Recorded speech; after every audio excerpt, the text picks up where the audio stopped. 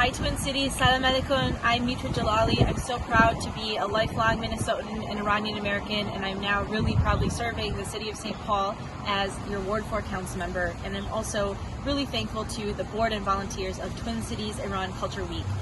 Every year we've been putting together a festival. Hardworking volunteers have been committed to making this happen. And even through coronavirus, the program this year has moved online and to distance gatherings in people's backyards. So I'm here to give you a virtual welcome and to say thank you.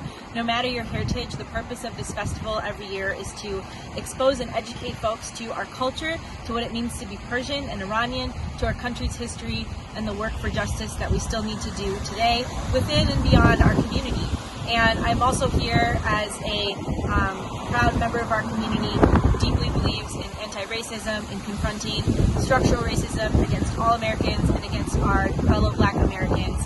And we stand in solidarity with the local movement for justice for George Floyd, and I want to make sure I can read to you as part of the opening welcome and as a sentiment that we want to make sure is across all of the festival this year, a statement from the board who wrote this in response to the uprisings across our community and the continued battle for justice in America. So this is a statement on Iranian Americans for justice and against racism, and it reads, "Our basic humanity as Iranian Americans demands equality and dignity for the treatments of African Americans.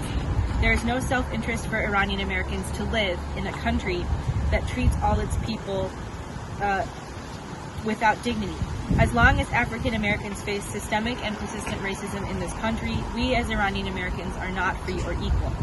It is also a tenet of our culture and history, as expressed by Saadi in his poem Bani Adam in Gulistan 700 years earlier in 1258, and a translation of that poem reads, "Human beings are members of a whole. Since their creation, they are of one essence. When the conditions of the time brings a member to pain, the other members will suffer from discomfort. You who are indifferent to the misery of others, it is not fitting they should call you a human being." So we want to raise this blessing over the festival. I want to thank you so much for honoring the hard work of volunteers who are part of the committee that have navigated a lot of twists and turns through a very difficult year. I hope that you find the beauty and the joy of our culture in the programs this week. I'm so grateful to the artists who are still choosing to participate in a virtual format that in normal times we would be even more thrilled to see you in person. So thank you, merci, thank you so much, and I hope you have an amazing festival. Thanks everyone, bye.